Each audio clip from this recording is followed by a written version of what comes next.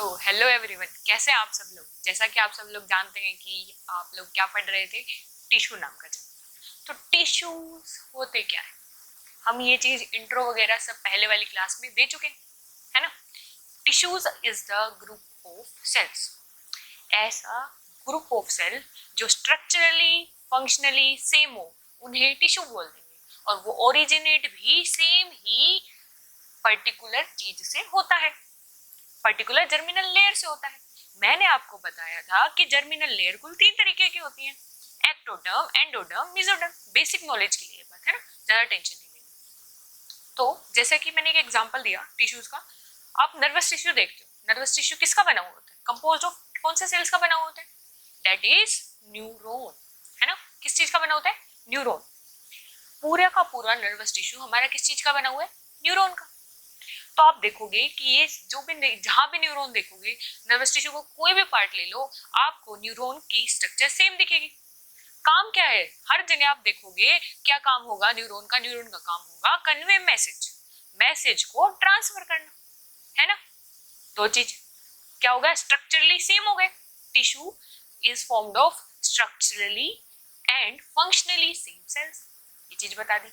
Origin भी same ही चीज से होते हैं, जैसे कि मैंने बताया था एक्टोडर्म लेयर से कौन ओरिजिन होते हैं, नर्वस टिश्यू। नर्वस टिश्यू के सेल्स हैं न्यूरॉन, तो जितनी भी न्यूरॉन्स होगी वो सारी किससे ओरिजिनेट हो रही है, एक्टोडर्म लेयर से।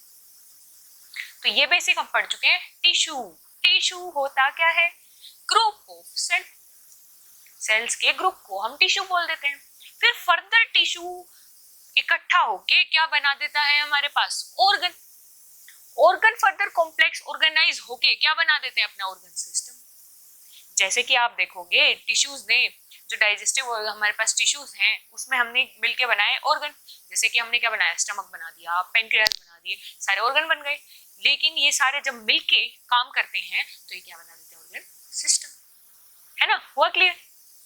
तो हमने टिश्यूज देख लिया। टिश्यूज क्या है, group of cell which are functionally, structurally and are same and are originate from the same layer या फिर सेम पर्टिकुलर एरिया। हुआ क्लियर।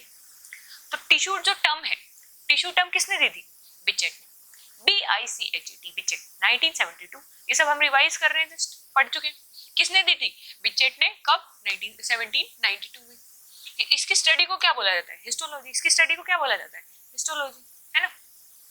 अब आप देखोगे वही बात बोली गई है, मैंने आपको बताया था कि ये सब कैसे क्या बनता है, कि वो जो भी है टिश्यू के अंदर जितनी भी सेल्स होंगी वो स्ट्रक्चरली, फंक्शनली और उनका ओरिजिन क्या होगा, सेम होगा। ठीक है, ये हो गया हमारे पास न्यूरॉन। मैंने आपको एग्जांपल दिया न्यूरॉन। न्यूरॉन आप नर्वस टिश्यू का कोई भी पार्ट ले लो, आप देखोगे न्यूरॉन का स्ट्रक्चर सेम होता है। न्यूरॉन ऐसा ही देखने को मिलेगा। क्या देखने को मिलेगा, बाहर की तरफ डेंड्राइट्स देखने को मिलेगी जिनका काम क्या है, सिग्नल्स को रिसीव करना। बीच में क्या मिलेगी, सेल बॉडी। एक्सोन का काम क्या है, फर्दर सिग्नल को आगे कन्वे कर देना अगले न्यूरॉन के पास, है ना। ये चीज सेम देखने को मिल रही है। पूरे नर्वस टिश्यू के अंदर आपको क्या देखने को मिल रहा है, न्यूरॉन। तो वो बात आपको क्लियर हो गई, स्ट्रक्चरली फंक्शनली सेम होंगे और सेम ही चीज से ओरिजिनेट करेंगे। ठीक है, मैंने फिर बताया टिश्यू का इंपॉर्टेंस क्या है। ये क्वेश्चन आता है डायरेक्ट कि टिश्यू बना, इसकी जरूरत ही क्या पड़ी, क्या चीज, क्या स्पेसिफाई कर दिया इसने, क्या टिश्यू बन के हो क्या गया, उखाड़ क्या लिया इसने। तो अब बताते हैं, सबसे बड़ी चीज डिवीजन ऑफ लेबर देखने को मिला कि अब एक ही सेल को सारा काम नहीं करना पड़ेगा। अब एक सेल एक काम के लिए स्पेशलाइज हो चुकी है। भाई हाँ, मैं तो यही काम करूंगी, मैं तो डाइजेशन का काम ही करूंगी, मैं तो मैसेज कन्वे करने का काम ही करूंगी। समझे, हुआ क्लियर। तो यहाँ पे हमने क्या देखा कि हमारे टिश्यू फॉर्मेशन के कारण क्या हो गया, डिवीजन ऑफ लेबर देखने को मिला, है ना। पहली चीज क्या मिला, डिवीजन ऑफ लेबर देखने को मिला। टिश्यूज ऑर्गेनाइज होके क्या बनाते हैं, अच्छे से ऑर्गन। ऑर्गन से क्या बनता है, ऑर्गन सिस्टम। फिर उतनी ही बेटर हमारी बॉडी की फंक्शनिंग होती है। ठीक है, नेक्स्ट हम देखेंगे कि अब देखो टिश्यू बन चुके हैं, डिवीजन ऑफ लेबर हो चुका है। आपको बेसिक चीज पता लग रही है, जैसे ही डिवीजन ऑफ लेबर हुआ तो मतलब एक सेल पे काम करने का लोड भी कम हुआ, तो work load on a cell is also decreased. Tissue के बनने की इंपॉर्टेंस पता लग रही है। फोर्थ नंबर पे जैसे जैसे आप देख पा रहे हो कि वर्कलोड कम हो रहा है, चीजें, तो लाइफ एक्सपेक्टेंसी बढ़ रही है। ठीक है, वो क्लियर। चलिए अब नेक्स्ट क्या बोलता है कि प्लांट्स और एनिमल्स एकदम अलग है, तो इनके अंदर टिश्यूज भी अलग होंगे, है ना, बिल्कुल ही अलग होंगे, क्योंकि प्लांट्स क्या होते हैं, ऑटोट्रोप्स होते हैं, वो खुद का खाना खुद बनाते हैं, बजाय कि एनिमल्स क्या होते हैं, हेटेरोट्रोप्स होते हैं, वो दूसरे पे अपने खाने के लिए डिपेंडेंट होते हैं। उसी तरीके से हमने क्या पढ़ा था, डिफरेंस पढ़ा था प्लांट और एनिमल टिश्यूज के बीच में। तो वही चीजें आप देख लेना कि जैसे ज्यादा कॉम्प्लेक्स सिस्टम किसका होता है, एनिमल का, तो कॉम्प्लेक्स जो अरेंजमेंट होगी, कॉम्प्लेक्स जो ऑर्गेनाइजेशन होगी वो एनिमल टिश्यू के अंदर होगी, बजाय कि जो प्लांट टिश्यू है उसके अंदर इतनी कॉम्प्लेक्स अरेंजमेंट होगी नहीं, उसके अंदर नॉर्मल सिंपल अरेंजमेंट होगी। प्लांट एक जगह खड़ा रहता है, बोले तो उसकी हैबिट कैसी है, स्टेशनरी, एक जगह खड़ा रहता है, बजाय कि एनिमल मोबाइल होता है, एनिमल शो मोबिलिटी, तो उसी के अकॉर्डिंग, मोबिलिटी के अकॉर्डिंग उसके टिश्यूज ऑर्गेनाइज होंगे, स्पेशलाइज हो रखे होंगे, बजाय कि प्लांट्स में कैसे होंगे, स्टेशनरी हैबिट के अकॉर्डिंग उसके टिश्यू स्पेशलाइज हो रखे हैं। नेक्स्ट क्या बोलता है, प्लांट टिश्यू। मैंने बताया कि जैसे कि एक डिफरेंशिएशन होती है, आपको कल बताया था मैंने कि प्लांट टिश्यू ही एक ऐसा टिश्यू है जिसको हम दो पार्ट में डिवाइड कर देते हैं। उसमें कुछ टिश्यू बोलते हैं हाँ मैं तो डिवाइड करूंगा, तो उनको बोल देते हैं हम मेरिस्टेमेटिक टिश्यू, जो बोलते हैं कि वो फर्दर डिवाइड करेंगे। लेकिन कुछ टिश्यू बोलते हैं मैं तो परमानेंट हो चुका हूँ, मुझे ये सब लफड़ों में नहीं पड़ना कि मैं डिवाइड करूँ, तो वो क्या हो गए, परमानेंट हो गए अपनी लाइफ में, है ना, वो कोई नई चीज को ओरिजिनेट नहीं कर रहे हैं। तो ये डिवीजन किस में होती है, सिर्फ प्लांट्स में। क्या एनिमल्स में होती है डिवीजन? नहीं मैम, नहीं होती। बिल्कुल सही बोल रहे हो आप लोग, प्लांट्स में ही होती है ये डिवीजन, एनिमल्स में ये डिवीजन देखने को नहीं मिलती। हुआ क्लियर? चलिए तो अब देखेंगे प्लांट्स के अंदर सबसे पहला टिश्यू पढ़ते हैं हम, मेरिस्टेमेटिक टिश्यू। मैंने आपको बताया प्लांट टिश्यू को हम दो पार्ट में बांट देते हैं, एक होता है मेरिस्टेमेटिक, दूसरा होता है परमानेंट। अब मेरिस्टेमेटिक टिश्यू के अंदर मेरिस्टेमेटिक सेल्स देखने को मिलेंगे, अब उनके स्पेशल फीचर्स देखने को मिलेंगे कि उनकी सेल वॉल थिन होगी, सेल्यूलोज होगा, उसकी कुछ पर्टिकुलर शेप होगी, जैसे कि स्फेरिकल हो सकती है, ओवल हो सकती है, पॉलीगोनल हो सकती है। जो मेरिस्टेमेटिक सेल होती है वो बहुत ही कॉम्पैक्टली गुच्छे में अरेंज होती है कि उसके अंदर इंटरसेलुलर स्पेस देखने को लगभग नहीं मिलती। समझे? इतने कॉम्पैक्टली अरेंज होती है, इतने अच्छे से फंसी हुई होती है कि उसके अंदर इंटरसेलुलर स्पेस देखने को नहीं मिलता। उसी तरीके से each meristematic cell contains dense और अबंडेंट साइटोप्लाज्म, बढ़िया साइटोप्लाज्म होता है, छोटा सा न्यूक्लियस होता है। समझे? मेरिस्टेमेटिक सेल के अंदर वैक्यूल हो भी सकते हैं, नहीं भी हो सकते। ठीक है, ये फीचर्स हो गए किसके, मेरिस्टेमेटिक सेल के। फिर हमने क्या करा, on the basis of location, location के बेसिस पे, भाई कहाँ पे मेरिस्टेमेटिक टिश्यू प्रेजेंट है, उसी बेसिस पे हमने मेरिस्टेमेटिक टिश्यू को तीन पार्ट में बांटा। कौन कौन से हैं तीन पार्ट, बताएंगे मुझे? सबसे पहले एकदम एपेक्स पे, एकदम एंड पे जो मेरिस्टेमेटिक टिश्यू प्रेजेंट होगा उसे एपिकल मेरिस्टेम बोलेंगे, जो साइड वाइज प्रेजेंट होगा उसे लेटरल मेरिस्टेम बोलेंगे, और जो बीच में प्रेजेंट होगा परमानेंट टिश्यू के उसे इंटरकैलियरी मेरिस्टेम बोलेंगे। हुआ क्लियर? जो एपिकल मेरिस्टेम है उसका काम क्या है, हाइट को इंक्रीज करेगा। एपिकल कहाँ होगा, या तो टिप ऑफ द रूट नीचे की तरफ, या tip of the shoot, shoot का काम लेंथ बढ़ाना, रूट नीचे से लेंथ बढ़ा रहा है, तो नेट हाइट इंक्रीज करवा रहा है कौन, एपिकल मेरिस्टेम। अब कोई मुझे बता सकता है लेटरल मेरिस्टेम, नाम से ही पता लग रहा है क्या चीज इंक्रीज करेगा, और कल अच्छे से बताया था, लेटरल मतलब साइड वाइज ग्रोथ करेगा। साइड वाइज ग्रोथ करेगा तो नेट, पहले मान लो हमारे पास ऐसा था, उसकी ग्रोथ ऐसे हुई होने के कारण अब वो ऐसा हो गया, तो नेट आप देखोगे डायामीटर इज इंक्रीजिंग, पहले इतना डायामीटर था अब डायामीटर बढ़ गया है ना। तो लेटरल मेरिस्टेम क्या कर रहा है, डायामीटर बढ़ा रहा है, या फिर गर्थ, गर्थ बोले तो चौड़ापन, है ना, किसकी, प्लांट के गर्थ की इंक्रीमेंट करवा रहा है। तो हमें ये पता लग गया कि एपिकल मेरिस्टेम का काम क्या है, हाइट इंक्रीज करवाना, और लेटरल मेरिस्टेम का काम क्या है, गर्थ या फिर डायामीटर इंक्रीज करवाना। नेक्स्ट आप देखते हो इंटरकैलरी मेरिस्टेम। इंटरकैलरी मेरिस्टेम का क्या होता है काम, जैसे बहुत बार क्या होती है, तेज हवाएं आती है ना, आंधी आती है, आंधियां बोलते हैं सब, तो उसके कारण क्या होता है, हमारा जो पेड़ होता है वो बेंट हो जाता है, तो उसको वापस सीधी पोजीशन में लाने के लिए, अब मान लो आपका ये पेड़ ऐसे बेंट हो गया, तो आपको इसे सीधी पोजीशन में लाना है वापस, तो आप क्या करोगे, इधर की ग्रोथ बढ़ा दोगे सेल्स की, जैसे जैसे बढ़ेगी वो क्या, प्लांट क्या हो जाएगा, फाइनली सीधा हो जाएगा, है ना। तो जो बीच में ये परमानेंट टिश्यू हो चुका है, इनके बीच में जो छोटी मोटी ग्रोथ करवा रहा है वो कौन है, इंटरकैलरी मेरिस्टेम। आप ये इंटरकैलरी मेरिस्टेम देख सकते हो दो नोड्स के बीच में, आपने देखा होगा शुगर केन के अंदर ऐसे ऐसे दो नोड्स होती हैं, आप कुछ समय बाद देखोगे तो उन दो नोड्स के बीच का गैप बढ़ जाएगा, वो किसके कारण हो रहा है, इंटरकैलरी मेरिस्टेम। हुआ क्लियर? चलिए नेक्स्ट, फंक्शन क्या है मेरिस्टेमेटिक टिश्यू के, पेरेंट टिश्यू की तरह काम कर रहा है। पेरेंट टिश्यू की तरह क्यों? कि ये डिवीजन करवा रहा है, इसीलिए पेरेंट टिश्यू की तरह काम करेगा। नेक्स्ट हमने क्या पढ़ा, growth by formation of new cells. सीधी सी बात है, ग्रोथ कैसे कर रहा है, नई सेल्स बन रही है तो ग्रोथ हो रही है। ग्रोथ कैसे हो रही थी, एक हाइट में हो रही थी, एक गर्थ में हो रही थी और एक इन बिटवीन हो रही थी, इंटरकैलरी के कारण, है ना। नेक्स्ट क्या बोलता है, continue to produce new leaves. इस अब जैसे आपको पता है ये इसका काम क्या है, डिवाइड करना। जो भी नई चीजें बन रही है वो डिवाइड करने के कारण बनेगी। जो भी नया फ्लावर उग रहा है, जो भी नई लीव्स आ रही है, जो भी नई ब्रांचेस आ रही है, सब किसके कारण आ रही है, मेरिस्टेमेटिक टिश्यू के कारण। ठीक है, हुआ क्लियर? और साथ के साथ आपको पता है कोई भी इंजरी होगी तो वो चीजें रिपेयर की जाती है। वो रिपेयर कैसे हो सकती है, कोई सेल डिवाइड करके उस एरिया को कवर कर ले, लेकिन वो सेल डिवाइड किसकी करते हैं, सिर्फ मेरिस्टेमेटिक टिश्यू की। क्या परमानेंट टिश्यू कर सकता है? नहीं मैम, क्यों? वो तो डिवाइड ही नहीं करता, समझे। तो इसीलिए इसका काम रिपेयर में भी है, समझे। उसी तरह मैंने आपको अभी एग्जांपल दिया, कोई भी शूट अगर बेंट हो जाती है तो मेरिस्टेमेटिक टिश्यू दूसरी तरफ ग्रोथ करके उसे सीधा करने में मदद करता है। तो ये हो गए हमारे पास मेरिस्टेमेटिक टिश्यू के रोल। वही अब इसको डिफाइन कर दिया गया। एपिकल मेरिस्टेम का काम क्या है, हाइट, बोले तो प्राइमरी ग्रोथ। लेटरल मेरिस्टेम का काम क्या है, डायमीटर, बोले तो सेकेंडरी ग्रोथ। अब आप देखोगे कि कोई भी बच्चा, आप मैच्योरिटी तक देखते हैं कि कोई भी बच्चा कितना हाइट लेता है तो उसे बोलते हैं प्राइमरी ग्रोथ हो गई है।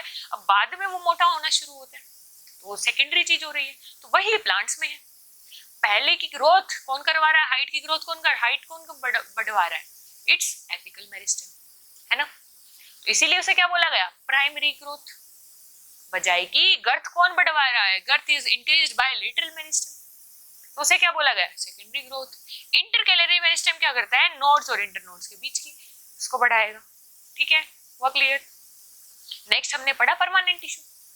परमानेंट टिश्यू ऐसे टिश्यू जो बोलते हैं कि अब हम आगे डिवाइड नहीं करेंगे, लेकिन ये बने किससे हैं, मेरिस्टेमेटिक टिश्यू से।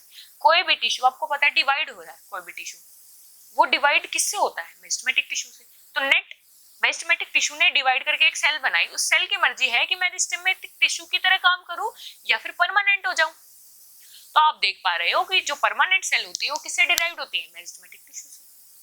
ठीक है, हुआ क्लियर। नेक्स्ट आप देखोगे मेरिस्टेमेटिक टिश्यू और परमानेंट टिश्यू में डिफरेंशिएशन। इसमें देखो आपने क्या देखा, जो मेरिस्टेमेटिक टिश्यू होते हैं मेन क्या चीज है, ये डिवाइड करता है, ये डिवाइड नहीं करता है। इसका काम क्या है, ग्रोथ प्रोवाइड करना। इसका काम क्या है, प्रोटेक्शन, सपोर्ट, ये सब इसका काम है। ये लिविंग ही होता है, ये लिविंग या डेड भी हो सकता है। इसके अंदर स्पेस एब्सेंट होते हैं हमेशा मेरिस्टेमेटिक टिश्यू के अंदर, बजाय कि परमानेंट टिश्यू क्या बोलता है, हो भी सकते हैं और नहीं भी हो सकते हैं। ये अच्छे से रिवाइज कर लेना, बहुत आसान सा है। ठीक है, हुआ क्लियर। नेक्स्ट हमने क्या पढ़ा कि जो सिंपल परमानेंट टिश्यू, अब हम परमानेंट टिश्यू को फर्दर डिफरेंशिएट करते हैं। उसमें आता है सबसे पहले simple permanent tissue. Simple permanent tissue में आप देखोगे पैरेन्काइमा, कोलेनकाइमा और स्क्लेरेनकाइमा। ठीक है, पैरेन्काइमा, पैरेन्काइमा मतलब शुरुआती वाला। पैरेन से आप पढ़ पा रहे हो बिसाइड इनफिनिट। इसका मेन काम क्या है, बल्क ऑफ द प्लांट को बनाना। तो मैक्सिमम कौन प्रेजेंट मिलेगा, पैरेन्काइमा। बल्क फॉर्मेशन कर रहा है कौन, पैरेन्काइमा। इसकी सेल्स कैसी है, लिविंग है। कैसी है, राउंड है, आइसोडायमेट्रिक है इक्वली, और इनके बीच में क्या देखने को मिल रहा है, इंटरसेल्युलर स्पेस देखने को मिल रहा है। प्रॉपर लार्ज सेंट्रल वैक्यूल देखने को मिल रहा है, और साइड में क्या है, न्यूक्लियस देखने को मिल रहा है। वो बात क्लियर। आप इस फोटो से सारी की सारी चीजें याद हो गई। आप फीचर लिख सकते हो पैरेन्काइमा के बारे में। नेक्स्ट, पैरेन्काइमा के फंक्शन क्या है। पैरेन्काइमा एक तरीके से उस सेल को पैक करके रख रहा है, बोले तो उस एनिमल को पैक करके रख रहा है, तो मेन बल्क यही बना रहा है। बल्क जिस चीज का बना रहा है तो उस हिसाब से पैक करके रखता है। तो मेन काम क्या है, इसे पैकिंग टिश्यू बोल देते हैं। Serve as a packing tissue, packing tissue की तरह काम करता है। क्यों, क्योंकि ये बहुत से टिश्यूज के बीच में जो स्पेस होता है वहां पे प्रेजेंट होता है, क्योंकि ये बल्क बना रहा होता है। जो हमें चीजें चाहिए वो तो है, उनके बीच में जो खाली जगह बची वहां कौन आ जाता है, पैरेन्काइमा। ठीक है, next, due to turgidity property, बोले तो वाटर की मूवमेंट की प्रॉपर्टी के कारण, जो वाटर की मूवमेंट की प्रॉपर्टी के कारण ये हर्बेशियस जो प्लांट्स होते हैं उनके स्टेम में प्राइमरी सपोर्ट की तरह काम करता है। ठीक है, वो क्लियर। चलिए नेक्स्ट क्या बोलता है, ये फूड स्टोरेज टिश्यू की तरह काम करता है, फूड को स्टोर करता है, वेस्ट को स्टोर करता है, ट्रांसपोर्ट होते हैं इसके थ्रू मटेरियल, या तो इसकी सेल या सेल वॉल के थ्रू, सीधी सी बात है। पैरेन्काइमा सेल्स होती हैं वो मेटाबॉलिकली एक्टिव होती हैं, ऐसा क्यों बोला मैंने, बता सकते हैं एनीवन, कोई भी बता सकता है क्या, बताओ। बिल्कुल सही, मेटाबॉलिकली एक्टिव है मतलब काम कर रही है, काम कर रही है मतलब क्या है, जिंदा है, इसका मतलब पैरेन्काइमेटस सेल कैसी होती हैं, लिविंग होती है। ठीक है, ये सब हम पढ़ चुके हैं। पैरेन्काइमेटस टिश्यू का काम क्या है, स्टोर करना चीजों को, ये एक्स्ट्रा क्रिस्टल वगैरह को भी स्टोर कर देता है। अगर उसके अंदर कोई भी पैरेन्काइमेटस सेल के अंदर क्लोरोप्लास्ट प्रेजेंट है तो उसे क्या बोला जाता है, कोलेनगाइमा, क्लोरेनगाइमा, समझे। इसका एग्जांपल क्या दिया, मेसोफिल ऑफ लीव्स। अगर हाइड्रोफाइट्स बोले तो एक्वेटिक प्लांट्स है तो उनके अंदर बड़ी बड़ी कैविटी होती है जिसके कारण बुएंसी प्रोवाइड की जाती है, इसीलिए उन्हें एरेन्गाइमा बोला जाता है। जीरोफाइट मतलब सूखे एरियाज में एरिड प्लांट्स जो होते हैं उनके जो पत्ते होते हैं, उनके जो ब्रांचेस होती हैं उनको ही वो मॉडिफाई कर लेते हैं वाटर स्टोरिंग चीज में, इसीलिए आप देखोगे पैरेन्काइमा वहां पे काम करता है वाटर स्टोरेज का। ठीक है, क्योंकि काम स्टोरेज का किसका है, पैरेन्काइमा का। अब उधर उन्हें क्या करना है, वाटर को स्टोर करना है, तो स्टोरेज सेल्स बढ़ानी पड़ेगी, वो कौन है, पैरेन्काइमेटस सेल्स। हुआ क्लियर।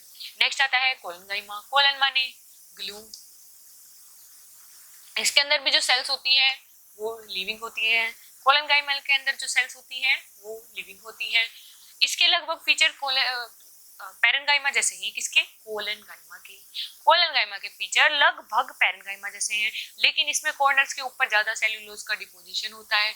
हुआ क्लियर कि नहीं, ठीक है। इंटरसेलुलर स्पेस और भी कम हो जाता है ना। नेक्स्ट फंक्शन क्या है, मैकेनिकल टिश्यू है, जो यंग हमारे पास स्टेम्स है उसमें सपोर्ट की तरह काम करता है। ठीक है, यंग टिश्यू में सपोर्ट की तरह काम कौन करता है, कोलेनगाइमा। कोलेनगाइमा क्या करता है, फ्लेक्सिबिलिटी प्रोवाइड करता है। ठीक है, फ्लेक्सिबिलिटी प्रोवाइड करता है कौन, कोलेनगाइमा, इसीलिए इजी बेंडिंग है हो पाती है। ठीक है, इसीलिए क्या हो पाती है, इजी बेंडिंग हो पाती है। बहुत से कोलेनगाइमेटिक सेल्स होते हैं जिनके अंदर क्लोरोप्लास्ट भी प्रेजेंट होता है। ठीक है, चलिए नेक्स्ट आप पढ़ेंगे पैरेन्काइमा और कोलेनगाइमा के बीच में डिफरेंस। ठीक है, ये हम पढ़ा चुके हैं, नॉर्मल सी बात है। इसका काम क्या होता है, ये वेस्ट प्रोडक्ट्स को या फिर कोई भी स्टोर करना, इसका काम क्या है, स्टोर करना। बताइए कोलेनगाइमा का काम क्या है, जो यंग प्लांट है डाइकोट प्लांट होते हैं उनको सपोर्ट प्रोवाइड करता है। समझे, हुआ क्लियर। और बेसिक आप देख लेना, हम पढ़ चुके हैं सबका सब, मैं जस्ट रिवाइज कर रही हूँ। आप इस फोटो से देख सकते हो, ये क्या है, कोलेनगाइमा का, ये क्या है हमारे पास, कोलेनगाइमा का जस्ट लॉन्गिट्यूडनल सेक्शन। ये पेड़ है, अगर मैं इसको ऐसे काट दूं तो उसे लॉन्गिट्यूडनल सेक्शन बोलेंगे, अगर मैं इसको ऐसे काट दूं तो उसे ट्रांसवर्स सेक्शन बोलेंगे। आप देख पा रहे हो इसमें भी बड़ा सारा सेंट्रल वैक्यूल है, साइटोप्लाज्म है, मस्त न्यूक्लियस है जो कि साइड की तरफ शिफ्ट हुआ है। आप देख पा रहे हो इधर स्पेस लगभग नहीं है, नामात्र स्पेस देखने को मिल रहा है, मतलब है ही नहीं। यहाँ पे इसके कॉर्नर बड़े बड़े हो चुके हैं, क्यों, क्योंकि इनके अंदर सेल्यूलोज की डिपोजिशन है। हुआ क्लियर। नेक्स्ट है स्क्लेरेनगाइमा। स्क्लेरेनगाइमा की जो सेल्स होती है वो कैसी होती है, डेड सेल्स, है ना। स्क्लेरेनगाइमा कैसे है, डेड सेल्स, डेड है मतलब अब इनका कुछ काम ही नहीं बचा, कुछ काम ही नहीं बचा तो मैम ये है ही क्यों, मैं बता चुकी हूँ। इनका काम क्या है, सपोर्ट प्रोवाइड करते हैं, ये प्लांट को सपोर्ट प्रोवाइड करते हैं। बहुत एक्सेसिव वाली स्पॉट है ना, बढ़िया वाली, ऐसे जो आप देखोगे इतने बड़े बड़े पेड़ होते हैं, कितनी तेज आंधी तूफान क्यों ना जाए फिर भी वो सीधे खड़े रहते हैं, क्यों, क्योंकि उनके अंदर स्क्लेरेनगाइमा टिश्यू है जो उसको प्रोवाइड कर रहा है सपोर्ट। ठीक है, इनकी जो सेल वॉल आपने देखा कि पैरेन्काइमा और जो कोलेनगाइमा है उनके अंदर सेल वॉल किस चीज की है, सेल्यूलोज की, लेकिन स्क्लेरेनगाइमा में सेल किस चीज की है, सेल वॉल किस चीज की है, दैट इज लिग्निन। तो इसीलिए हम क्या बोल देते हैं, लिग्निफाइड सेल वॉल। समझे, हुआ क्लियर कि नहीं। आपने देखा था कोलेनगाइमा में ही स्पेस नहीं बचा था लगभग, है ना, लेकिन स्क्लेरेनगाइमा तो डेड ही हो चुका है तो उसके अंदर तो स्पेस कतई ही नहीं बचेगा, है ना, उसके अंदर स्पेस भी नहीं बचेगा और उसकी जो वॉल होगी वो इतनी मोटी होगी कि उसका ल्यूमेन बहुत ज्यादा नैरो हो जाएगा। समझे, हुआ क्लियर। आप ये देखोगे कि एक मिडल लेमिला नाम की चीज है जो आप देखोगे दो प्लांट सेल्स को कनेक्ट करती है। है ना। दो प्लांट सेल को कनेक्ट करने वाली कौन है, मिडल लेमिना। बोले तो ये एक सेल है, एक सेल है, इनके बीच में एक सीमेंट, वही बात है, एक ईंट यहाँ एक ईंट यहाँ, इन दोनों को जोड़ने के लिए बीच में सीमेंट लगाएंगे, तो वो सीमेंट का नाम क्या है, मिडल लेमिना। हुआ क्लियर।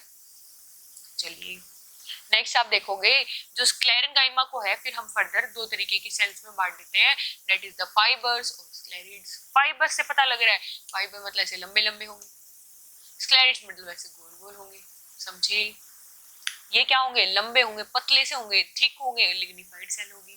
फाइबर्स क्या होंगे, दोनों की तरफ पॉइंटेड एंड्स देखने को मिल रही है, जैसे आप समझ पा रहे हो, है ना।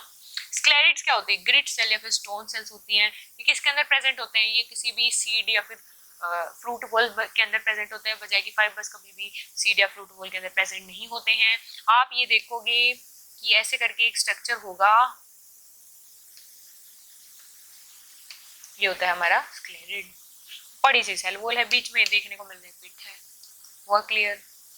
चलिए ये स्क्लेरेंगाइमा, जैसे कि इसमें आप देख सकते हो हस्क ऑफ कोकोनट के वो बाल्स होते हैं ना, वो भी स्क्लेरेंगाइमा के बने हुए हैं, समझे। ठीक है, ये आप देखोगे फिर स्क्लेरेंगाइमा फाइबर्स और स्क्लेरिड्स के बीच में डिफरेंस, है ना। नेक्स्ट फंक्शन, स्क्लेरेंगाइमा का काम क्या है, मेन काम क्या है, मैकेनिकल सपोर्ट या फिर प्रोटेक्शन को प्रोवाइड करना। मेन काम क्या है, मैकेनिकल और प्रोटेक्टिव फंक्शन है, बचाने का काम कर रहा है।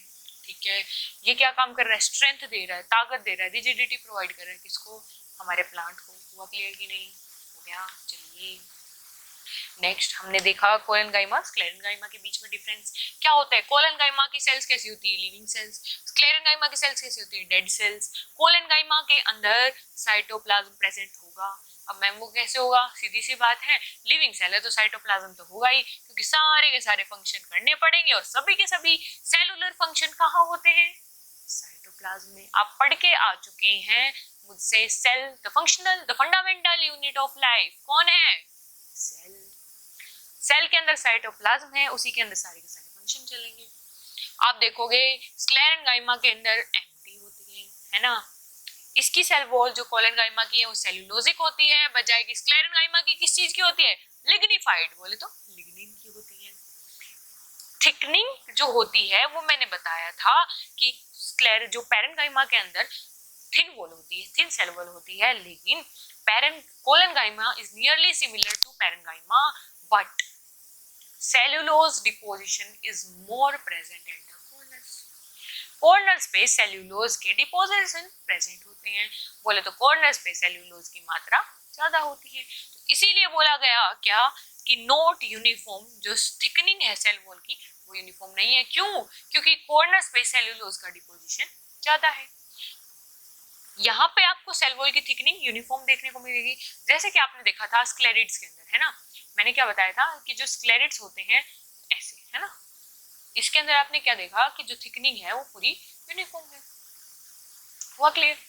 नेक्स्ट आपने देखा कि जो स्क्लेरेंगाइमा है उसकी जो सेल वॉल थी वो बहुत ज्यादा थिक होती है, बहुत ज्यादा थिक होती है। ल्यूमन होता है वो नैरो हो जाता है, बजाय कि इसमें ल्यूमन कैसा होता है, वाइड होता है। इसका काम क्या होता है, मैकेनिकल सपोर्ट और इलास्टिसिटी। मेन क्या चीज है, इलास्टिसिटी प्रोवाइड करता है, फ्लेक्सिबिलिटी प्रोवाइड करता है, बजाय कि इसका पूरा मेन काम क्या है, मैकेनिकल टिश्यू, बोले तो मैकेनिकल सपोर्ट प्रोवाइड कर रहा है। डेड हो चुका है तो उसका एक ही काम बचा, क्या, सपोर्ट का, ताकत का, प्रोटेक्शन का। ठीक है, वो बाहर डेड लेयर है तो उस पर आके अटैक हुए तो अंदर तो कुछ फर्क पड़ना नहीं ना, उस सेल को पड़ना, क्यों, क्योंकि वो खुद डेड हो चुकी है। इसीलिए प्रोटेक्शन की तरह काम करता है, इसीलिए सपोर्ट की तरह काम करता है, क्योंकि इसकी लेयर बहुत मोटी है, तो ये बहुत ताकतवर है, लिग्निन बहुत ताकतवर है, इसीलिए ये किसकी तरह काम करता है, सपोर्ट की तरह। हुआ क्लियर। चलिए अब हम आगे बढ़ते हैं, प्रोटेक्टिव टिश्यू। ये हमने नॉर्मल टिश्यू पढ़ लिया, अब देखते हैं प्रोटेक्टिव। प्रोटेक्टिव का नाम ही पता लग रहा है, जिसका काम क्या है, प्रोटेक्शन का। सबसे पहला नाम क्या था, सबसे ऊपर वाली लेयर होगी, बॉडी के ऊपर जो सबसे ऊपर वाली लेयर होगी, सबसे पहला काम प्रोटेक्शन का उसी का होगा, उसका नाम क्या है, एपिडर्मिस। वैसे आप देखोगे प्रोटेक्टिव टिश्यू, एक तो एपिडर्मिस होती है, एक कोर्क होती है ना। कोर्क माने वेलम। चलिए एपिडर्मिस, एपी माने अपॉन, डर्मा माने स्किन, स्किन के जस्ट ऊपर की लेयर क्या बोलते हैं, एपिडर्मिस। हुआ क्लियर। ठीक है, हुआ क्लियर? ये सबसे क्या है, आउटर मोस्ट लेयर है। आउटर मोस्ट लेयर, सबसे बाहर वाली लेयर क्या है, एपिडर्मिस है। ठीक है, आप ये देखोगे एपिडर्मिस जो है क्या बनाती है, कवर्ड विद क्यूटिकल। एक बिल्कुल चिकनी सी शाइनी सी लेयर होती है। किसी भी आप पत्ते के ऊपर देखोगे ना, कोई भी लीफ के ऊपर, तो आप देखोगे उसके ऊपर बहुत शाइनी सी और थिन सी लेयर है, प्रेजेंट है, जो चमक रही है। उसका नाम क्या है, क्यूटिकल है। क्यूटिकल क्या होती है, वाटर प्रूफ होती है। ठीक है, वाटर प्रूफ लेयर है। बोले तो वैक्सी सब्सटेंस की बनी हुई है, जिसका नाम क्या है, क्यूटिन, जो कौन सिक्रेट करता है, खुद एपिडर्मिस है। आपको पता है क्यूटिकल एक वैक्सी शाइनी लेयर है, जो किसके ऊपर प्रेजेंट है, एपिडर्मिस के ऊपर। वो क्या होती है, वाटर प्रूफ होती है, इसीलिए वो वाटर लॉस से हमारे सेल को बचाती है। वो क्लियर? बिल्कुल। क्यूटिकल की जो थिकनेस होती है वो अलग अलग प्लांट्स में अलग अलग जगह अलग अलग देखने को मिलेगी। अब जहां पे वाटर लॉस का खतरा ज्यादा होगा, वहां वो क्यूटिकल लेयर मोटी हो जाएगी, क्योंकि वो जितनी मोटी होगी वो उतनी वाटर रेजिस्टेंट होगी, मतलब उतना पानी को लॉस नहीं होने देगी। हुआ क्लियर? डन। चलिए, आपने ये तो समझा। अब आप ये देखोगे कि मैम आपने ये बता दिया, जिसको जितनी ज्यादा पानी की जरूरत, वो उतनी मोटी लेयर कर लेगा। अब आपने देखा है कि जो रेगिस्तान वाले एरिया है, उधर उनको वैसे ही पानी नहीं मिलता, तो उन्हें उस पानी को स्टोर रखना पड़ेगा। तो जो जितना भी पानी है वो लॉस ना हो जाए, उसको बचाने के लिए वो क्या करते हैं, अपनी क्यूटिकल लेयर को थिक कर देते हैं। जैसे कि आपको कहाँ देखने को मिलती है ज्यादा मोटी लेयर, पर्टिकुलरली जो जीरोफाइटिक प्लांट्स हैं, डेजर्ट प्लांट्स हैं, देखने को मिलती है। जो मेन फंक्शन है एपिडर्मिस का, उसका काम क्या है, प्रोटेक्ट करना प्लांट को बाहर के इन्फेक्शन से या फिर बाहर के किसी भी आउटर स्ट्रेन से। समझे? बाहर का कोई भी डैमेजिंग चीज होती है उससे बचाना काम किसका है, क्यूटिकल का। क्यूटिकल क्या होता है, वाटर के लॉस को रोकता है। वही मैंने बताया, ये क्या है, cuticle is a water proof layer. Water proof है तो मतलब बाहर का पानी अंदर ना जाने देना, अंदर का पानी बाहर ना जाने देना। तो आपको पता है जितनी ज्यादा धूप होती है, आपने गिलास छोड़ दिया तो उसमें से पानी इवापोरेट हो जाता है। उसी तरह हमारे प्लांट्स मैक्सिममली वाटर के बने हुए होते हैं।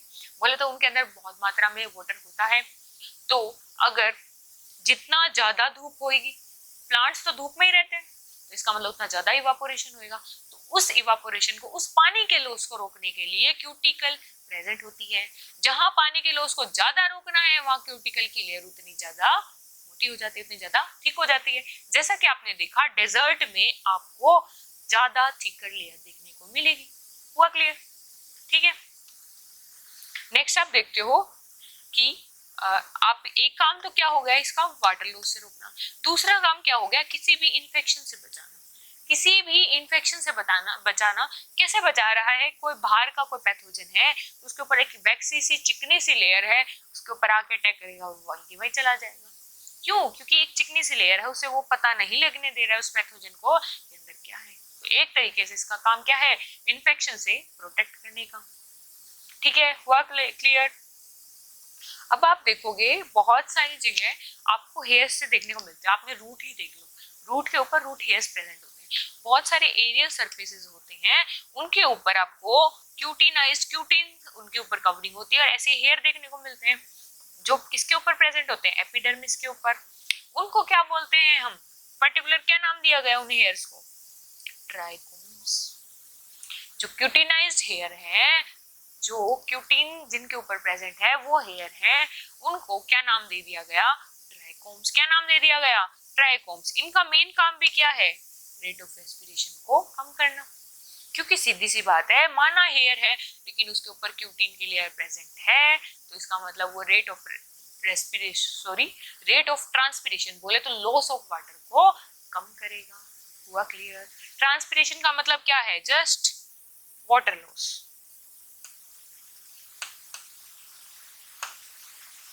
तो उसको कम कौन करता है, क्यूटिन मटेरियल, बोले तो क्यूटिकल। हुआ क्लियर? ठीक है, अब आप देखते हो जो कॉटन के सीड होते हैं उनके अंदर लंबे यूनिसेलुलर हेयर्स देखने को मिलते हैं, है ना, जिन्हें जो क्या बनाते हैं, एक तरीके से हस्क बना देते हैं उस पर्टिकुलर कॉटन सीड का, ठीक है, उस पर्टिकुलर कॉटन सीड का। नेक्स्ट आप देखोगे रूट्स के अंदर जो यंगर पार्ट्स होते हैं उनके ऊपर क्यूटिन की लेयर प्रेजेंट नहीं होती। रूट्स के अंदर जो एपिडर्मिस है उसके ऊपर क्यूटिन कभी भी प्रेजेंट नहीं होता। क्यों? रूट्स क्या होते हैं? जमीन में दबी हुई है। कोई बता सकता है मुझे? इतना तो मैंने हिंट दे दिया कि जमीन में दबी हुई है। अब बता सकता है कोई क्यों रूट्स के ऊपर क्यूटिन की जरूरत नहीं है? क्यों क्यूटिकल की जरूरत नहीं है? कोई बता सकता है? एनीवन? कोई भी? बिल्कुल ध्यान से सोचो, आसान सी बात है कि रूट्स क्या होती हैं? जमीन के अंदर धसी हुई हैं, तो क्या वो बाहर के सूरज के कांटेक्ट में है? नहीं है। तो वो क्या ट्रांसपिरेशन करती हैं? नहीं करती हैं। तो इसीलिए जब ट्रांसपिरेशन ही नहीं है तो हम एनर्जी वेस्ट करके क्यों बनाए क्यूटिकल, क्यों लगाए क्यूटिकल? इसीलिए आप देखेंगे क्या कहा मैंने कि uncutinized layer is of epidermis called epiblema. Epiblema मतलब ऐसी एपिडर्मिस की लेयर जहां पे क्यूटिन क्या होता है? एब्सेंट होता है। जहां पे क्यूटिन क्या है? एब्सेंट है। कुछ एक एपिब्लेमा की जो सेल्स होती हैं उनके वो कुछ आउटग्रो दे देती हैं जिन्हें रूट हेयर्स बोल देते हैं। समझे? ठीक है। एपिब्लेमा क्यों बोला गया, बता सकते कोई? एपिब्लेमा में इसलिए बोला गया क्यों? क्योंकि उसके ऊपर क्यूटिन की लेयर प्रेजेंट नहीं है। जो हमारे पास एपिब्लेमा से आउट ग्रोथ देखने को मिल रही है, ये हमारे पास नॉर्मल सेल थी, इसमें से धीरे धीरे कुछ चीज उगती हुई दिख रही है पतली पतली सी, उसे बोला गया रूट हेयर। और वही बात है, ये क्या होते हैं? जनरली जो रूट हेयर होता है वो एक ही सेल का बना हुआ होता है, जिसका काम क्या है? रूट्स का काम क्या होता है? Basic absorption of water, nutrients. तो ये क्या करेगा? जस्ट एब्जॉर्प्टिव सरफेस एरिया को बढ़ा देगा। हुआ क्लियर? देन नेक्स्ट, ये हमने किसके बारे में पढ़ा? मैंने बताया प्रोटेक्टिव टिश्यू। प्रोटेक्टिव टिश्यू में एक हमने पढ़ा क्या? एपिडर्मिस, वो तो हो गया कंप्लीट। नेक्स्ट हम पढ़ेंगे क्या? कोर्क। नेक्स्ट क्या है? कोर्क। अब जैसे जैसे प्लांट क्या होएगा? बड़ा होता जाएगा, जो आउटर प्रोटेक्टिव टिश्यू थी वो क्या हो जाएगी? एक सेकेंड, जो आउटर प्रोटेक्टिव टिश्यू थी वो अब चेंज होती जाएगी। पहले प्राइमरी चीज होती है, प्राइमरी मतलब अब शुरुआती है, तो शुरुआत में वो एडप्ट हो जाए इन्वायरमेंट से, इतनी चीजें भाई जैसे तैसे वो जिंदा रहे। ऐसे ही हम क्या देते हैं? उसको प्रोटेक्टिव लेयर देते हैं। जैसे जैसे वो बड़ा होता जाता है वो अपनी प्रोटेक्टिव लेयर को मॉडिफाई करता जाता है, कॉम्प्लेक्स करता जाता है, ताकि वो ज्यादा से ज्यादा मुसीबतों से निपट सके। तो वही बात कही गई है, जैसे जैसे प्लांट बूढ़ा होएगा, जो उसकी आउटर कनेक्टिव टिश्यू है, आउटर प्रोटेक्टिव टिश्यू है, उसके अंदर चेंज आएंगे, जिससे आपको एक सेकेंडरी मेरिस्टेम देखने को मिलता है। उसे क्या बोला जाता है? फेलोजन और कोर्क कैम्बियम। इसने क्या करा? रिप्लेस कर दिया एपिडर्मिस ऑफ स्टेम को। ठीक है, कोर्क कैम्बियम ने क्या किया? एपिडर्मिस ऑफ स्किन को, स्टेम को रिप्लेस कर दिया। सबसे पहले क्या थी? मैंने आपको बताया, बच्चा पैदा हुआ है या फिर कोई भी प्लांट पैदा हुआ है, उसे नॉर्मल प्रोटेक्टिव लेयर दी जाएगी कि वो बस एक बार सरवाइव कर सके। लेकिन जैसे जैसे वो बड़ा होता जाएगा, जितना ज्यादा उसकी फंक्शनिंग कॉम्प्लेक्स होती जाएगी, वो अपनी प्रोटेक्टिव लेयर को भी उतना ज्यादा कॉम्प्लेक्स करता जाएगा। तो वो कॉम्प्लेक्स प्रोटेक्टिव लेयर क्या है हमारे पास? कोर्क। ठीक है, कोर्क कैम्बियम या फिर फेलोजन। बजाय कि जो हमारे पास सिंपल थी वो क्या थी? एपिडर्मिस। हुआ क्लियर? कोर्क कैम्बियम भी एक तरीके का क्या है? सिंपल टिश्यू है। सिर्फ एक ही तरीके की सेल्स होती हैं।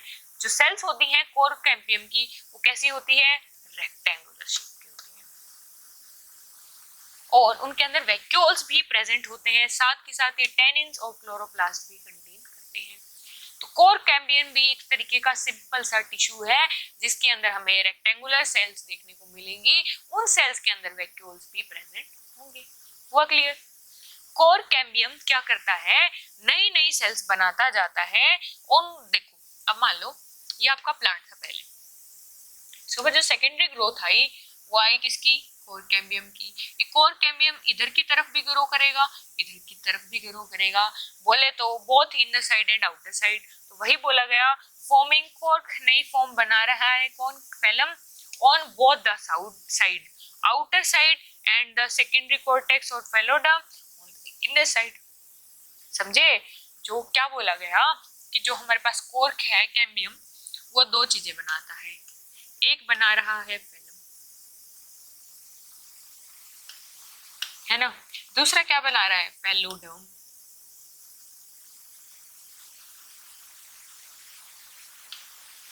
ठीक है, जिसका दूसरा नाम हम क्या बोल सकते हैं, सेकेंडरी कोर्टेक्स। ऐसा कोर्टेक्स जो बाद में आया है ना। तो वही बात बोली गई है, कोर कैम्बियम ने नई नई सेल्स बना के दो लेयर बना दी, एक बना दी फैलम, एक बना दी पैलोडर्म। जो फैलम है वो किस तरफ है, phellum is outer side. Phellum किस तरफ है हमारे पास, आउटर, बोले तो बाहर की तरफ। अंदर की तरफ क्या है, पैलोडर्म। तो जो अंदर की तरफ ग्रोथ हो रही है उसे पैलोडर्म या फिर सेकेंडरी कोर्टेक्स बोला गया। जो बाहर की तरफ ग्रोथ हो रही है उसे क्या बोला गया, फैलम। क्या बोला गया, फैलम। हुआ क्लियर। चलिए अब देखो, जो कोर कैम्बियम पढ़ा हमने कि उसके अंदर दो चीज से उसने डिफरेंशिएट कर दिया कि एक तो होती है फैलम, एक हो गया फैलोडर्म, है ना। उसी तरीके से जो हमारे पास लेयर्स है, अगर हम कोर कैम्बियम की काट दें तो हमें कोई भी पेड़ के अंदर अलग अलग लेयर देखने को मिलेगी। अब आपने नॉर्मली देखा होगा कि आप जैसे भी कोई भी पेड़ काटते हो, कोई भी पेड़ के ऐसे ट्रांसवर्स सेक्शन में, इस पेड़ को मैं ऐसे काट दूं तो आपको ऐसे से लाइनें सी देखने को मिलेगी, मिलेंगी कि नहीं, मिलेंगी ना, बहुत सारी लेयर्स देखने को मिलेंगी। ये किसके कारण हो रहा है, ये नए पुराने कोर कैम्बियम्स के कारण हो रहा है। हुआ क्लियर। आप देखोगे जो कॉर्क की सेल्स होती हैं उसका काम क्या है, प्रोटेक्शन का। पहली चीज, क्योंकि प्रोटेक्टिव टिश्यू पढ़ रहे हैं, वो क्या होंगी, डेड होंगी, कॉम्पैक्टली अरेंज्ड होंगी। कॉम्पैक्टली अरेंज मतलब स्पेस प्रेजेंट ही नहीं है, कॉम्पैक्टली अरेंज मतलब सेम स्पेस तो है ही नहीं। ठीक है, फिर आप देखते हो जो वॉल है कोर्क सेल की, वो क्या होती है, बहुत ज्यादा मोटी हो चुकी होती है। अब ये बहुत ज्यादा मोटी क्यों है, क्योंकि इनके ऊपर किसकी डिपोजिशन है, सुबेरिन नाम की केमिकल की। क्योंकि उनके ऊपर क्या होता है, सुबेरिन नाम का केमिकल प्रेजेंट होता है। जो सुबेरिन होता है वो क्या होता है, इम्परमिएबल है वाटर और गैस के लिए। ठीक है, ना वाटर ना गैस किसी चीज को ट्रांसफर नहीं होने देगा। इसीलिए आप देखोगे कि हमारा कोई भी पेड़ खड़ा होता है तो हम क्या बोलते हैं, रूट्स का काम है वाटर के एब्जॉर्प्शन का, शूट्स का काम है किसका, गैस वगैरह की एक्सचेंज का, लेकिन स्टेम का कोई काम नहीं। क्यों, क्योंकि कॉर्क की बनी हुई है। कॉर्क के ऊपर जो सेल वॉल है उसके अंदर क्या है, सुबेरिन डिपॉजिट्स हैं, और सुबेरिन डिपॉजिट्स क्या होती हैं, इम्परमिएबल है both for water and gases. इसीलिए हमारे स्टेम इन दोनों का एक्सचेंज नहीं कर पाती। हुआ क्लियर, डन। चलिए, जो कॉर्क सेल है मैंने बताया, कॉर्क का काम क्या है, प्रोटेक्टिव टिश्यू है, तो प्रोटेक्टिव क्या हुआ, इसका फंक्शन हुआ। तो कॉर्क सेल जो होती है वो डेसिकेशन, बोले तो loss of water from the plant body, plant body से पानी के लॉस को एक तरीके से बचा रहा है, प्रोटेक्शन प्रोवाइड कर रहा है, तो मतलब इंजरी से बचा रहा है, इन्फेक्शन से बचा रहा है। Cork is light and does not catch fire easily. Cork क्या होती है, हल्की होती है और ये पानी जल्दी से आग नहीं पकड़ती। ठीक है, इन प्रॉपर्टीज के कारण कॉर्क को हम किसके कारण, क्योंकि ये आग नहीं पकड़ती, तो हम शॉक एब्जॉर्बर या फिर इंसुलेटर के रूप में यूज करते हैं। हुआ क्लियर, हुआ क्लियर। चलिए, तो हमने ये चीजें पढ़ ली है किसके बारे में, कोर कैम्बियम। कोर कैम्बियम एक तरीके का प्रोटेक्टिव टिश्यू है। आप देखोगे कोर कैम्बियम के कारण ही, कोर कैम्बियम अपनी ग्रोथ कर रहा है, उसी के कारण अगर आप किसी भी प्लांट का ट्रांसवर्स सेक्शन लेते हैं तो आपको बहुत सारी लेयरिंग देखने को मिलेगी। समझे, हुआ क्लियर। कोर कैम्बियम जो है वो ऐसी सेल्स का बना हुआ है जिनके ऊपर सुबेरिन का डिपोजिशन है। सुबेरिन क्या होती है, इम्परमिएबल है for water and gas exchange. Water और गैस एक्सचेंज नहीं हुआ है, इसीलिए स्टेम हमारे पास ना तो रेस्पिरेशन का काम करती, ना ट्रांसपिरेशन का। हुआ क्लियर। अब इसका कोर की स्पेशल चीज क्या है, प्रोटेक्शन की। प्रोटेक्शन ही की है, साथ के साथ ना वो वाटर का एक्सचेंज होने दे रही, इसका मतलब वो डेसिकेशन बोले तो लॉस ऑफ वाटर को बचा रही है, प्रोटेक्शन बोले तो कोई भी इंफेक्शन वगैरह उससे बचाएगी। नेक्स्ट, अब ये ना तो कोई इतनी ज्यादा अच्छी है कि अगर मान लो आग लग जाती है तो उसको नहीं पकड़ती आसानी से, तो अगर आग को नहीं पकड़ेगी तो हम किसके रूप में यूज कर सकते हैं इसको, इंसुलेटर के रूप में। हुआ क्लियर। चलिए नेक्स्ट, स्टोमेटा। स्टोमेटा एक ऐसा स्ट्रक्चर है, बोले तो इसमें क्या होते हैं हमारे पास मेजर, ठीक है, ज्यादातर क्या देखने को मिलेगा, जो स्टोमेटा होते हैं उसके अंदर क्या होते हैं, ये जो स्टोमेटा है इसके अंदर होती है 2 guard cells, kidney shaped case, ये 2 गार्ड सेल मोस्टली ये 2 गार्ड सेल देखने को मिलेंगे स्टोमेटा के रूप में। Epidermis of leaf is not continuous. आपने क्या देखा, मैंने कहा कि कोई भी ऑर्गन है हमारे पास, उसके ऊपर एक लेयर है पतली सी क्यूटिकल की, जो किस चीज का बना हुआ, क्यूटीन की, उसे क्या बोला गया, एपिडर्मिस। आप देखोगे बहुत सारे ग्रीन एरियाज में, पर्टिकुलरली लीव्स में, जो लीव्स होती हैं उनके अंदर वो लेयर क्या होती है, कंटिन्यूअस नहीं होती, बीच बीच में गैप आ जाता है। वो किसके कारण आ रहा है, क्योंकि उधर क्या प्रेजेंट है, स्टोमेटा प्रेजेंट है। हुआ clear? Each stoma is bounded by pair. अब देखो मैंने आपको बताया कि ये पर्टिकुलरली 2 किडनी शेप्ड की क्या सेल्स होती हैं, गार्ड सेल्स, ठीक है। बीच का क्या हुआ, स्टोमा। 2 गार्ड सेल्स ने भी ऐसे करके एक दूसरे को जोड़ लिया, तो बीच में जो बचा वो क्या हुआ, स्टोमा हुआ, और 2 क्या है, गार्ड सेल। इस पूरे स्ट्रक्चर को क्या बोला गया, स्टोमेटा। हुआ क्लियर?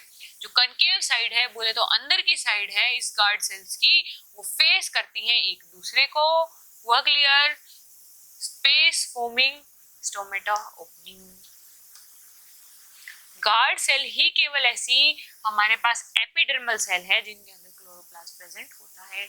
आप देखोगे नॉर्मली जो एपिडर्मल सेल्स होती हैं किसी के अंदर भी क्लोरोप्लास्ट प्रेजेंट नहीं है, सिर्फ एक अकेली गार्ड सेल्स हैं जिनके अंदर आपको क्लोरोप्लास्ट देखने को मिलेगा। ये बात हमेशा याद रहनी चाहिए, guard cell only epidermal cell है जो कंटेन करती है क्लोरोप्लास्ट। हुआ? अब दूसरी सेल कंटेन नहीं कर रही क्लोरोप्लास्ट, तो वो हमें ग्रीन देखने को नहीं मिलेगी। हुआ क्लियर? चलिए, स्टोमा क्या करता है आपको पता है, मेन काम लीव्स का क्या होता है, एक्सचेंज ऑफ गैसेस। उसमें भी जो छेद होंगे वहीं से एक्सचेंज होगी गैसेस का। आपको पता है पूरे पत्ते पे लगभग मैंने एपिडर्मिस की लेयर लगा दी है, वो क्या होती है, इम्परमीएबल है। तो अब सीधी सी बात है, अगर मेरी लेयर इम्परमीएबल है तो मुझे जुगाड़ निकालना पड़ेगा, मुझे चीजें तो पास करनी है। तो उसके अंदर मैंने छोटे छोटे छेद से दे दिए। वो कैसे दिए, स्टोमेटा बना के। स्टोमेटा में क्या होता है, 2 गार्ड सेल ऐसी लगी हुई होती हैं, उसके बीच में एक छोटा सा होल होता है, जिसे क्या बोला गया, स्टोमा। ठीक है, स्टोमा के कारण क्या हो रहा है हमारे पास, गैसियस एक्सचेंज। ठीक है, आप देखोगे ट्रांसपिरेशन के समय वाटर वेपर क्या करते हैं, एस्केप कर देते हैं स्टोमेटा, है ना। अब आपको पता है कि मैंने नॉर्मल ट्रांसपिरेशन से बचाने के लिए क्यूटिकल की लेयर लगाई एपिडर्मिस के ऊपर। अब बहुत सी जगह क्या है हमारे पास, वो लेयर प्रेजेंट नहीं है, तो ट्रांसपिरेशन कहाँ से होना आपको ज्यादा लग रहा है, वो लेयर प्रेजेंट है वहां से या जहां लेयर कम प्रेजेंट है, ऑब्वियसली जहां लेयर प्रेजेंट नहीं है। वही क्लियर? तो कहाँ प्रेजेंट नहीं है, स्टोमेटा में। क्यों? क्योंकि वहां पे क्या है, स्टोमेटल पोर है। हुआ क्लियर? चलिए नेक्स्ट आप क्या देखते हो, अब हमने सबसे पहला पढ़ा सिंपल परमानेंट टिश्यू, है ना। हमने देखो बेसिकली प्लांट जो टिश्यू है उसको 2 पार्ट में बांट दिया, एक डिवाइड करने वाले मेरिस्टेमेटिक टिश्यू, एक जो डिवाइड नहीं कर रहे परमानेंट टिश्यू। जो मेरिस्टेमेटिक है उसको हमने लोकेशन के बेसिस पे, भाई वो कहाँ अपना जादू दिखा रहे हैं, कहाँ वो ग्रोथ दिखा रहे हैं, कौन सी जगह वो ग्रोथ दिखा रहे हैं, उस अकॉर्डिंग बांट दिया। एपेक्स पे बोले तो एंड्स पे दिखा रहे हैं तो एपिकल, लेटरल मतलब साइड वाइज दिखा रहे हैं तो लेटरल मेरिस्टेम, बीच में दिखा रहे हैं तो इंटरकैलरी। ये हो गया मेरिस्टेमेटिक टिश्यू का क्लासिफिकेशन। नेक्स्ट हमारे परमानेंट पे, परमानेंट बोलता है, मैं तो सिंपल सा है ना, परमानेंट हो जाता हूँ, अपना काम करता हूँ। एक बोलता है कॉम्प्लेक्स, मतलब पर्टिकुलरली मैं सिर्फ फूड की स्टोरेज करूंगा, उसका कोई पर्टिकुलर एक काम करूंगा, फूड की जो भी ट्रांसपोर्ट या फिर स्टोरेज है उसमें से एक काम करना, या फिर कोई भी वाटर की ट्रांसपोर्ट या स्टोरेज में से कोई एक काम करना कॉम्प्लेक्स बनाता है उसे, क्योंकि उसका काम क्या हो जाता है, मुश्किल हो जाता है। क्यों मुश्किल हो जाता है, वाटर कहाँ स्टोर होता है, कहाँ से मिलता है, ऑब्वियसली रूट से, बोले तो बिल्कुल नीचे से। जरूरत कहाँ पड़ती है, ऊपर पत्तों के पास, क्योंकि वहीं से ट्रांसपिरेशन हो रही है, क्योंकि वहीं पे कार्बन डाइऑक्साइड और वाटर जुड़ के फोटोसिंथेसिस रिएक्शन होगी और फूड बनेगा। बजाय कि हमारे पास कोई भी गैस एक्सचेंज हो रही होती है, वो कहाँ से हो रही होती है, वो हो रही होती है ऊपर लीव्स से, है ना। तो वो क्या बन गया, एक तरीके से वाटर या फिर फूड की चीजों को मेंटेन करने वाली जितनी भी चीजें होंगी वो कॉम्प्लेक्स परमानेंट टिश्यू में आ गई। अब जो मेनली बल्क बना रहा है, स्पेसिफिक चीजें बना रहे हैं, वो सिंपल से परमानेंट टिश्यू हो गए। उसको हमने बांटा 3 पार्ट में। कौन कौन से? पैरेन्काइमा जो बल्क बना रहा है, उनकी सेल जिंदा है ना, जिंदा है ना।